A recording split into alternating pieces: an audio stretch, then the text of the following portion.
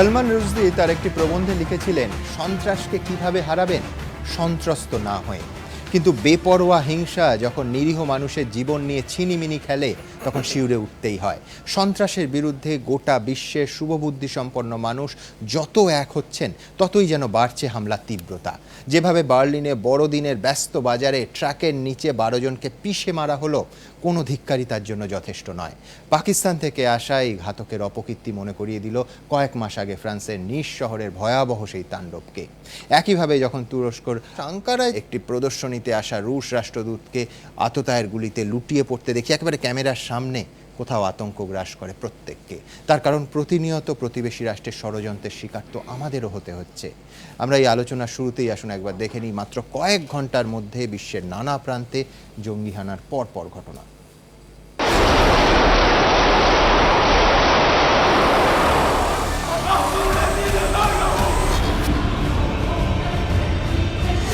সন্ত্রাসের থাবায় রক্তাক্ত 4 জায়গা, গেল প্রাণও।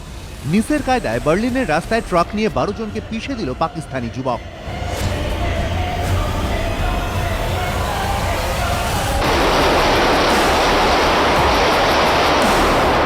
আর সবচেয়ে ভয়ানক দৃশ্য ক্যামেরাবন্দি হলো তুরস্কে।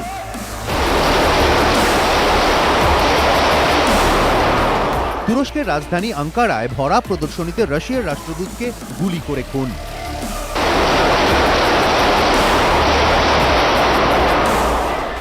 আঙ্কারার কাদ্দা সানাত মেরকেজি আর্ট গ্যালারিতে আলোকচিত্রের প্রদর্শনী চলছে। সেখানে উপস্থিত ছিলেন তুরস্কে নিযুক্ত রাশিয়ার রাষ্ট্রদূত আন্দ্রেই কার্লোভ। বক্তৃতার সময় তার ঠিক পেছনেই দাঁড়িয়েছিল কালো স্যুট পরা এই ব্যক্তি। সকলে দেখে ভেবেছিল নিরাপত্তা রক্ষীদের কেউ হবে, কিন্তু আচমকাই ভোল পাল্টায় ওই ব্যক্তি। রাশিয়ার রাষ্ট্রদূত কার্লোভকে লক্ষ্য করে গুলি চালাতে শুরু করে সে।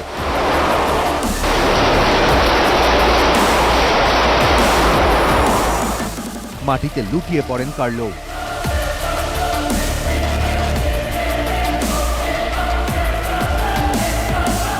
বন্দুক উঁচিয়ে ওই ব্যক্তি চিৎকার করতে শুরু করে।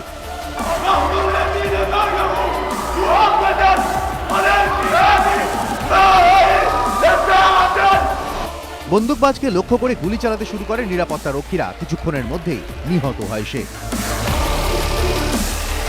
তবে আতঙ্ক পুরোপুরি কাটার আগেই ফের গুলির শব্দে কেঁপে ওঠে ইস্তাম্বুলের মার্কিন দূতাবাস। সেখানে গুলি চালিয়ে পালায় এক বন্দুকবাজ। এই ঘটনায় কেউ হতাহত হয়নি, বন্দুকবাজের খোঁজ চলছে। এদিন বন্দুকবাজের তাণ্ডবের সাক্ষী থেকেছে সুইজারল্যান্ডের জুরিখো। শহরের জনবহুল এলাকায় একটি ধর্মীয় স্থানে প্রার্থনা চলাকালীন হামলা চালায় এক বন্দুকবাজ। এলোপাথারি গুলি চালিয়ে চম্পট দেয় সে। গুলিতে আহত হয় 3 জন। এবিপি আনন্দ। ব্রিগেডিয়ার দেবাশিস দাসকে দিয়ে শুরু করব। ব্রিগেডিয়ার দাস, আঙ্কারায় যে ঘটনাটা আমরা দেখলাম, একেবারে আমি বাংলা কিভাবে করব জানি না, একাকী নেকড়ের আক্রমণ বলতে পারি, লোন উলফ অ্যাটাক। এটাকে তো কমব্যাট করা আরও কঠিন। আমি যদি পরপর ঘটনাটা ক্রনোলজিক্যালি দেখি, তাহলে একজন, আমরা জানি যে রুশদের ওপর আক্রমণ হতে পারে, এটা নতুন কিছু নয়। প্রায় 8 থেকে 10 জন সিকিউরিটি পার্সোনাল, তাদের মধ্যে মিশে গেল আততায়ী, এবং তারপরে 8টা গুলি চালিয়ে এইভাবে মেরে ফেললেন এবং নিজের প্রাণও দিয়ে দিলেন। আমি বলছি, কেন কমব্যাট করা গেল না?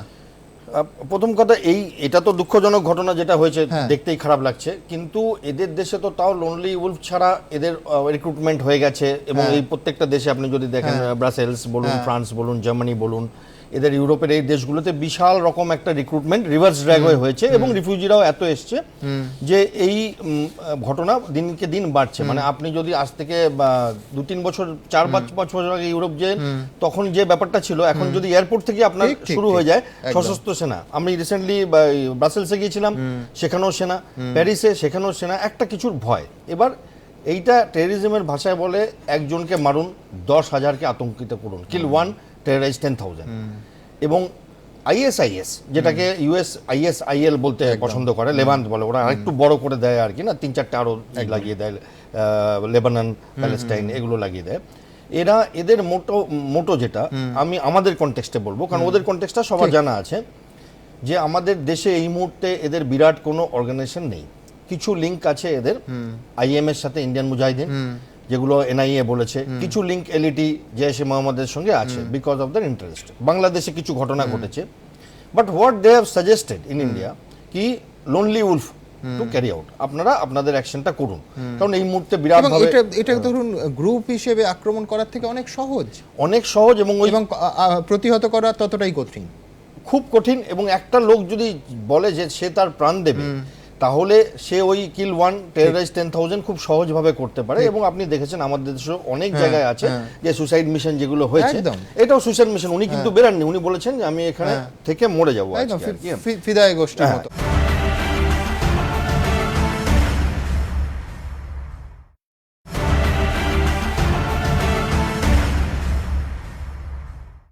আমি দ্রুত একবার দেখাবো যে পাক যোগ, আজকে বার্লিনের ঘটনায় পাক যোগ সেরকম খবর পাওয়া যাচ্ছে, যদিও এই মুহূর্তে ঠিক আমরা যখন আলোচনা চালাচ্ছি ফক্স নিউজের একটি সূত্র বলছে যে এই যে আততায়ী সে পাকিস্তানি নাও হতে পারে, কিন্তু এখনো পর্যন্ত বাকি সমস্ত সংবাদ সংস্থা বলছে আততায়ী পাকিস্তানি। বার্লিনের হামলাতেও জড়িয়ে গেল পাকিস্তানের নাম। যে ট্রাকের চাকা 12 জন নিরীহ মানুষকে পিষে দিয়েছে তার স্টিয়ারিং এক পাকিস্তানি যুবকের হাতে ছিল বলে সন্দেহ করছে পুলিশ। এই ঘটনায় কোনো জঙ্গি সংগঠন দায় স্বীকার করেনি ঠিকই, তবে নিরাপত্তা বিশেষজ্ঞদের মতে এটা লোন উলফ অ্যাটাক, অর্থাৎ একা অনেককে মারার কৌশল হতে পারে। আর সেটা হলে একদিকে যেমন আন্তর্জাতিক মহলে পাকিস্তানের মুখে চুনকালি পড়বে, তেমনি পাকিস্তানের বিরুদ্ধে ভারতের অবস্থানও অনেকটাই মজবুত হবে। কারণ বিশ্বের দরবারে পাকিস্তানের মুখোশ খুলে দিতে নয়াদিল্লি অনেক দিন ধরেই সচেষ্ট। সোমবার পাঠানকোট হামলার চার্জশিটে এনআইএ যে মাসুদ আজহারের নাম ঢুকিয়েছে তাকেও রাষ্ট্রপুঞ্জের নিষিদ্ধ তালিকায় ঢোকানোর জন্য মরিয়া চেষ্টা চালিয়েছে ভারত, কিন্তু পাকিস্তানের বন্ধু রাষ্ট্র চীনের বাধায় সেই চেষ্টা বারবার ভেস্তে গিয়েছে। চীনের এখানে মূল কারণটা হচ্ছে কৌশলগত এবং অর্থনৈতিক, পাশাপাশি রাজনৈতিক দিক থেকেও ভারতকে খানিকটা কোণঠাসা করা, বিশেষ করে চাপে রাখা। সেটা কিন্তু চীনের অন্যতম একটা লক্ষ্য হতেই পারে। যদি আমেরিকাকে কেন্দ্র করে, ভারতকে কেন্দ্র করে একটা অক্ষ তৈরি হয়ে থাকে, তার পাল্টা একটা প্রতি অক্ষ তৈরি করতে গেলে সেখানে পাকিস্তানকে পাশে পাওয়া ছাড়া চীনের বোধহয় এই আঞ্চলিক রাজনীতির ক্ষেত্রে অন্য কোনো উপায় নেই। 1999 সালে এরকমই একটি শীতে বিমান অপহরণ করে এই মাসুদ আজহারকেই ছাড়িয়ে নিয়ে গিয়েছিল পাক জঙ্গিরা। পরে এই মাসুদ আজহারই সংসদে হামলা চালায়।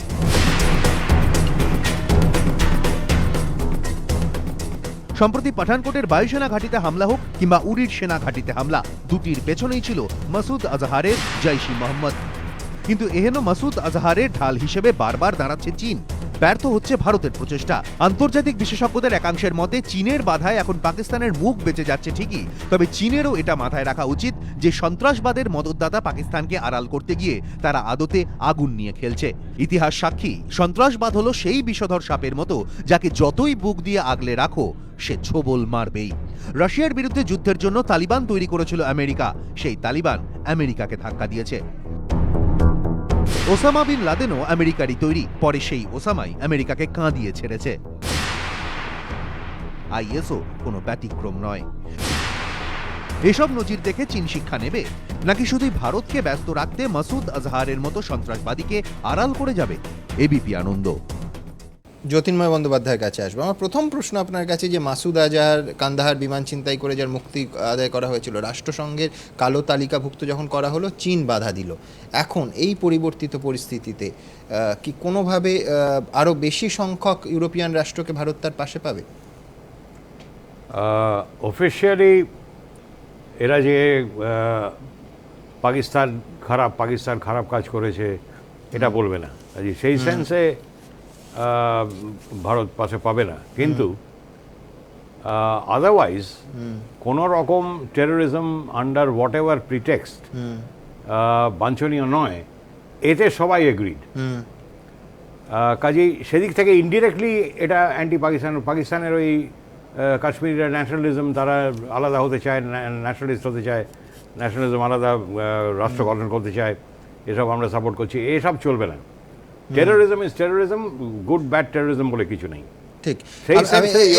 গতকালই এনআইএ চার্জশিট দিয়েছে মাসুদ আজহারকে, এবং প্রচুর তথ্য প্রমাণ এই মুহূর্তে ভারত সরকারের হাতে আছে পাঠানকোট হামলার বিষয়। সেটা কোনো ভারত পেশ করতে পারে? চীনেরা তো অলরেডি আবার একটা 6 মান্থ ওই টেকনিক্যাল হোল্ডে রেখেছে।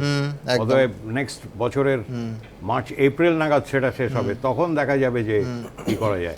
এই পর্যায়ে আমার শেষ প্রশ্ন, ট্রাম্পের হাতে কোনো নতুন তাস এসে গেল খেলার জন্য? হ্যাঁ নিশ্চয়ই, ট্রাম্প তো এবার খুব ভালোভাবেই বলতে পারবে, যে তো বলেছিলাম, হ্যাঁ কথা শোনোনি, এবার আমার পলিসি ফলো করো। কিন্তু আমার যেটা খুব খারাপ লাগছে, এই রাস্তাটা আমি খুব ভালো করে চিনি বার্লিনে, আমি মাঝে মাঝে বার্লিনে থাকি, এবং এই কুরফিস্টের নাম কুদাম শর্টে বলে, এটা হচ্ছে আমাদের চৌরঙ্গি এবং পার্ক স্ট্রিট যদি একসঙ্গে অ্যামালগামেট করে 10 গুণ বড় এবং ঝকঝকে করা যায়, একদম এটা হচ্ছে সেই রাস্তা। এবং এই রাস্তাতেই একটাই চার্চ আছে যেটা জার্মানরা বাঁচিয়ে রেখেছে একদম ওয়ার্ল্ড ওয়ার 2 কন্ডিশনে, একদম ডিস্ট্রয়েড। ইনফ্যাক্ট আমি গত 5 বছরে 2 বার যেতে হয়েছে, আমি লিখেই রেখেছিলাম উদাহরণটা, সেটা হচ্ছে 20 বছর আগের নিউ মার্কেট অথবা এখনকার পার্ক স্ট্রিটের দ্বিগুণ। এই দুটো উপমা আমি এই বলবো বলে লিখেই রেখেছিলাম। তো ওই চার্চের সামনে তো এই মেলাটা, যদিও আমি ক্রিসমাসে কোনোদিন যাইনি, ফেব্রুয়ারি মাসে গেছি, কিন্তু তখনও একই রকম। হ্যাঁ, আর সবসময় প্রায় ক্রিসমাস আমাদের কাছে। তো ওই চার্চের সামনেই মেলা পড়েছে, সেইখানেই ঠিক assault, which is very sad. আমি দ্রুত একবার দেখব যে এই যে ঘটনা নিয়ে আমাদের এই আলোচনা নিসের ঘটনাকে মনে করিয়ে দিল, ঠিক কতটা ভয়াবহ, কতটা বীভৎস উৎসব মুখর রাতে কিছু অসহায় নারী পুরুষকে এই ট্রাকের পিষে দেয়া। দেখুন, ফ্রান্সের নিসের পর জার্মানির বার্লিন, হুবহু সেই একই কায়দায় বিশাল ট্রাক নিয়ে হামলা, প্রাণ গেল 12 জন নিরীহ মানুষের। পার্থক্য এইটুকুই যে নিসে ট্রাক চালক ছিল তিউনিসীয়, আর বার্লিনে ঘাতক ট্রাকের ড্রাইভার অভিযোগে এক পাকিস্তানি যুবককে গ্রেফতার করা হয়েছে। প্রতিবারই বড়দিনের আগে জমে ওঠে বার্লিনের এই বাজার, কেনাকাটা করতে ভিড় জমান হাজার হাজার মানুষ। সোমবার সন্ধ্যেতেও ছবিটা ছিল একই রকম, দোকানে দোকানে দরদাম, চিৎকার, চেঁচামেচি। আচমকাই সেসব ছাপিয়ে ভেসে আসে যন্ত্রের গর্জন। কেউ কিছু বুঝে ওঠার আগেই রাস্তা দিয়ে ঝড়ের বেগে ছুটে আসে একটি স্টিলের বিম ভর্তি ট্রাক। একের পর এক দোকান ভাঙতে ভাঙতে এগিয়ে যায় ট্রাকটি, চাকার তলায় পিষ্ট হয়ে যায় কেনাকাটা করতে আসা অসহায় মানুষগুলি। প্রত্যক্ষদর্শীদের দাবি, মানুষকে পিষতে পিষতে ট্রাকটি প্রায় 50 থেকে 80 মিটার যায়। তখনও চাকার তলায় আটকে আর্তচিৎকার করছেন অনেকে। গোটা এলাকায় তখন শোনা যাচ্ছে শুধু কান্না আর আর্তনাদ।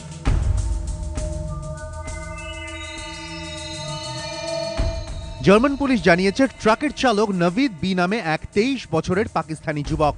জার্মান চ্যান্সেলর অ্যাঞ্জেলা মার্কেল জানিয়েছেন, ঘাতক ট্রাকের চালক নভেদ আদতে শরণার্থী, টেম্পলহফ শরণার্থী শিবিরে থাকতো। তার বিরুদ্ধে ছোটখাটো অপরাধের রেকর্ডও রয়েছে পুলিশের খাতায়। 12 জনকে পিষে মারার পর সে ট্রাক থেকে নেমে দৌড়ে পালায়। পরে সেখান থেকে প্রায় 2 কিলোমিটার দূরে একটি পার্ক থেকে পুলিশ তাকে গ্রেফতার করে। ট্রাক থেকে পোল্যান্ডের এক নাগরিকের দেহ উদ্ধার হয়েছে।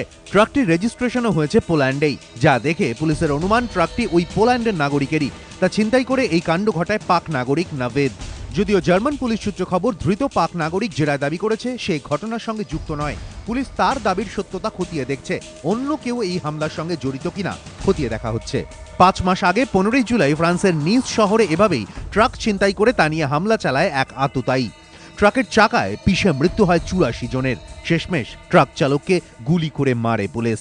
নিরাপত্তা বিশেষজ্ঞদের অনেকেই এই 2 হামলাকে লোন উলফ অ্যাটাকের সঙ্গে তুলনা করছেন। এবিপি আনন্দ। আমি জয়ন্ত রায়ের কাছে যাব। জয়ন্তবাবু, ইউরোপ সেফ অ্যান্ড সিকিউর এই মিথটা অনেক দিনই ভেঙে গেছে, বেলজিয়াম থেকে ফ্রান্স, টার্কি থেকে জার্মানি, কিন্তু বারবার ইউরোপকে কেন টার্গেট করা হচ্ছে? অনেকগুলি কারণ আছে। সেটা হচ্ছে এই যে ইউরোপে যা হচ্ছে তার সঙ্গে যে ভারত, পাকিস্তান, বাংলাদেশ সব ঘটনাগুলি কিন্তু সম্পৃক্ত। যেমন এখন আমরা একটু নিশ্চিন্তে আছি যে আমাদের যেটা গণতান্ত্রিক ঐতিহ্য, সেটাই আমাদের দেশের 170 মিলিয়ন মুসলমানরা তাতে উদ্বুদ্ধ, আমরা বিশেষ বিপদে নেই। কিন্তু ইতিমধ্যেই ন্যাশনাল ইনভেস্টিগেশন এজেন্সি তারা বলেছেন যে শুধুমাত্র পশ্চিমবঙ্গে অন্তত 60টি জঙ্গি গোষ্ঠী আছে। এরাই আবার আইএস, AQIS, LET বহু সংস্থাকে তারাই কিন্তু কর্মী সরবরাহ করছে। এই ব্যাপারটাই জন্য আমাদের একটু গভীরভাবে চিন্তা করা দরকার যে একটা সময় ছিল যে পাকিস্তানি ইউরোপের বা অন্যত্র, এমনকি সুদূর চেচনিয়াতেও যারা লড়াই করত তাদের প্রশিক্ষণ দিয়েছে, অস্ত্র সরবরাহ করেছে ইত্যাদি। এখন এসে গেছে বিরাট একটি সংস্থা যাকে সংক্ষেপে বলা হয় IS, আরও অনেকে বলেন ডায়েশ। এখন এরা কিন্তু এর যে জনক অর্থাৎ আল কায়দা তার চেয়ে অনেক বেশি বিত্তশালী, এর প্রযুক্তি নির্ভর, হ্যাঁ অনেক বেশি বিত্তশালী এবং তাদের কর্মী সংখ্যা অনেক বেশি। যে এটা ঠিক যে তারা এখন মসুল বা অন্যত্র একটু মার খাচ্ছে, মার খাওয়ার ফলটা কিন্তু আমাদের উপর খুব খারাপ হতে পারে। যেমন সেখান থেকে যারা পালিয়ে যাচ্ছে বা অন্যত্র যারা আছে তারা কিন্তু ভারতবর্ষকে একটি নরম জায়গা বলে মনে করে। এই নরম মাটিতে তারা কিন্তু পা ফেলবে। এখন তারা জানে যে এখানে আমাদের একটা ভোট ব্যাংকের রাজনীতি কাজ করে, ফলে তাদের পক্ষে তাদের কাণ্ডকলাপ এখানে বিস্তৃত করা অন্তত সহজই হবে অন্যান্য অনেক দেশের চাইতে। এবং আমি এই পার্টে দর্শকদের কাছে একবার আসতে চাইবো যে সার্জিক্যাল অ্যাটাকের পর ভারতবর্ষে জঙ্গি হানায় মৃত্যু হয়েছে 29 জন সেনার। আমার আপনার মতো সাধারণ মানুষের নিরাপত্তা ঠিক কতটা?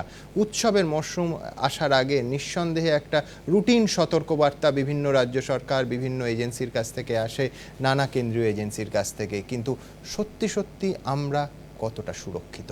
দেখুন, পরপর 4 জায়গায় হামলা। আঙ্কারায় তো সবার চোখের সামনে রুশ রাষ্ট্রদূতকে 4 সেকেন্ডে 8টি গুলি করে খুন করলো এই যুবক। আততায়ী সদর্পে ঘোষণা করলো খুনের কারণ। এই একইভাবে ভারতের উদ্দেশ্যে হুঁশিয়ারি দিয়ে আসছে লস্করি তৈবা প্রধান হাফিজ সাইদ। কাশ্মীরে প্রায় প্রতিদিনই চোরাগোপ্তা হামলা চালাচ্ছে জঙ্গিরা। উদ্বেগ সবচেয়ে জোরালো হচ্ছে কারণ দেশের নিরাপত্তার ভার যে সেনার হাতে তারাই বারবার টার্গেট হচ্ছে, বারবার দুর্ভেদ্য দুর্গে হানা দিতে সক্ষম হচ্ছে জঙ্গিরা। 29 সেপ্টেম্বরের সার্জিক্যাল স্ট্রাইকের পর থেকে বারবার নিয়ন্ত্রণ রেখা ও আন্তর্জাতিক সীমান্তে সংঘর্ষ বিরতি লঙ্ঘন করছে পাকিস্তান। ভারতীয় সেনার পোস্ট লক্ষ্য করে উড়ে আসছে গুলি, মর্টার। কখনো আবার পাক সেনার কভার ফায়ারিং এর আড়ালে ভারতে ঢুকে সেনা ঘাঁটিতে হামলা চালিয়েছে জঙ্গিরা। নাগরাকোটা থেকে বারামুলা তারই সাক্ষী। পরিসংখ্যান বলছে সার্জিক্যাল স্ট্রাইকের পর থেকে হামলায় প্রাণ গিয়েছে 29 জন সেনা জওয়ানের। সার্জিক্যাল স্ট্রাইকের আগেও উরির সেনা ক্যাম্পে জঙ্গি হামলায় প্রাণ হারিয়েছেন 18 জন সেনা জওয়ান। বিশেষজ্ঞদের একাংশের মতে পাকিস্তানের উদ্দেশ্যটা স্পষ্ট। সামরিক শক্তির নিরিখে যে পাকিস্তান ভারতের থেকে অনেক পিছিয়ে তা তারাও ভালো করেই জানে। তাই সেই চিরাচরিত ছক অনুযায়ী জঙ্গি হামলা চালিয়ে পাকিস্তান ভারতকে ঝাঁকুনি দিতে চাইছে, বার্তা দিতে চাইছে সেনা ঘাঁটিতে হামলা হলে কোথাও হামলা চালানো অসম্ভব নয়। We need to remind ourselves of what the great son of Balkh, the poet Rumi, had once said.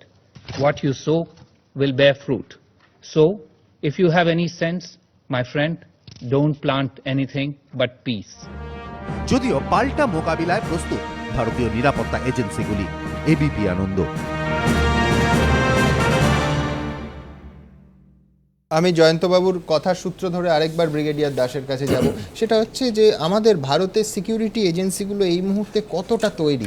ধরুন যে কোনো উৎসব, সেটা পুজো হতে পারে, ক্রিসমাস হতে পারে, এছাড়া 26শে জানুয়ারি, 15 আগস্ট, এর আগে একটা রুটিন সতর্কবার্তা সব স্টেটে যায়, কিন্তু সত্যি সত্যি এই ধরনের অত্যাধুনিক আক্রমণ, সেটা লোনুল হতে পারে, অন্য কিছু হতে পারে, আমরা কতটা সিকিউরিটি এজেন্সিগুলো প্রস্তুত এগুলো কমব্যাট করার? দেখুন, সিকিউরিটি এজেন্সি মানে যেটা আমাদের state police, central arm police forces যেগুলো আছে, আর আর্মি, এদের তৈরি তো এরা সবাই আছে এবং সিরিয়াসলিও ব্যাপারটাকে নেওয়া হয়। ফেস্টিভ্যাল সময় ভীষণ সিরিয়াসলি নেওয়া হয়।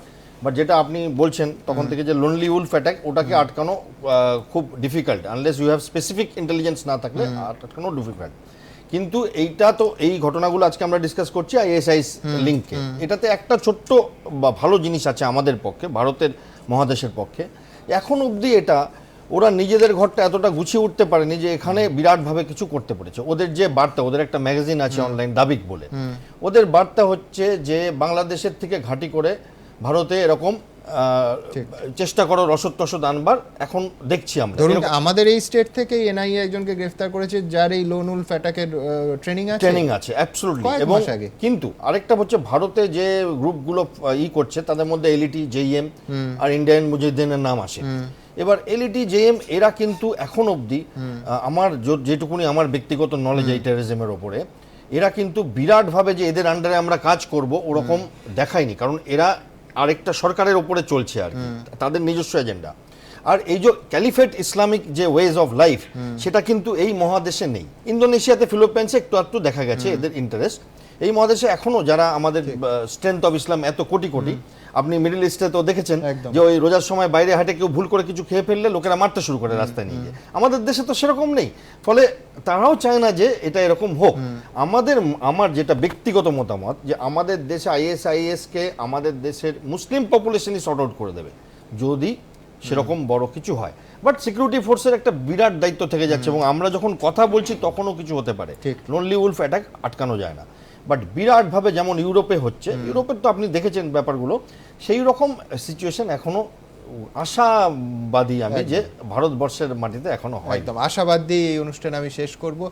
শেষ করতে করতে আপনাদের দেখাবো যে কেন বারবার টার্গেট ইউরোপ, একের পর এক আক্রমণের শেষ পর্যন্ত লক্ষ্য হচ্ছে ইউরোপ। 14 জুলাই ফ্রান্সের নিস, 26 জুন ইস্তাম্বুলের আতাতুর্ক বিমানবন্দর, 22 মার্চ ব্রাসেলস বিমানবন্দর, 26 ফেব্রুয়ারি জার্মানির হ্যানোভার। এবছর একের পর এক নাশকতার ঘটনায় রক্তাক্ত হচ্ছে ইউরোপ, প্রাণ যাচ্ছে নিরীহ সাধারণ মানুষের। কিন্তু বারবার কেন জঙ্গিদের রাডারে ইউরোপ? কেন বেছে বেছে এখানেই হামলা চালাচ্ছে সন্ত্রাসবাদীরা? এই যে টেরোরিস্ট যে গ্রুপটা যারা নাকি উঠেছে, তাদের অনেকটা রুটস কিন্তু অনুন্নত দেশের মধ্যেই রয়েছে। কাজে এটা স্বাভাবিক, তাদের মাথায় এটা হতেই পারে যে আমরা অনুন্নত, তারা উন্নত, এবং আমাদের অনুন্নত রেখেই তারা উন্নত হয়েছে। টেরোরিস্টরা যে স্ট্র্যাটেজিতে তাদের মতে, তাদের পারসেপশানে যে অন্যায় সেটাকে তার বিরুদ্ধে লড়ছে, সেইভাবে কিন্তু ইতিহাস দেখায় টেরোরিজমের মাধ্যমে সেটা করা যায় না, বরঞ্চ বিত্তশালীরা আরও বেশি পাওয়ারফুল হয়। বিশেষজ্ঞদের একাংশের মতে ইউরোপকে টার্গেট করার আরেকটি কারণ হলো IS জঙ্গিদের বিরুদ্ধে তাদের কড়া পদক্ষেপ। তারই বদলা নিতে একের পর এক হামলা চালিয়ে চলেছে বাগদাদির IS। অনেকে বলছেন ইউরোপে শরণার্থী পাঠানো IS এর একটা কৌশল। তারা চাইছে ধর্মের ভিত্তিতে লড়াই হোক, আর তাদের এই ফাঁদে পা দিচ্ছে রাজনীতিবিদদের একাংশ। পোল্যান্ড এবং বুলগেরিয়ার প্রধানমন্ত্রী জানিয়েছেন তারা খ্রিস্টান ধর্মাবলম্বী ছাড়া অন্যদের ঠাঁই দেবেন না। হবু মার্কিন প্রেসিডেন্ট ডোনাল্ড ট্রাম্প টুইট করে বলেছেন, তুরস্ক, সুইজারল্যান্ড, জার্মানিতে জঙ্গি হানা ঘটেছে, পরিস্থিতি আরও খারাপ হচ্ছে, সভ্য সমাজকে নিজেদের ধারণা পাল্টাতে হবে। অর্থাৎ এই ধরনের জঙ্গি হানা কট্টরপন্থাকে আরও বাড়াচ্ছে। এক শ্রেণীর মানুষ সম্পর্কে অপর অংশের মনে বিদ্বেষ তৈরি হচ্ছে, যার খেসারত দিতে হচ্ছে সাধারণ মানুষকে। এবিপি আনন্দ।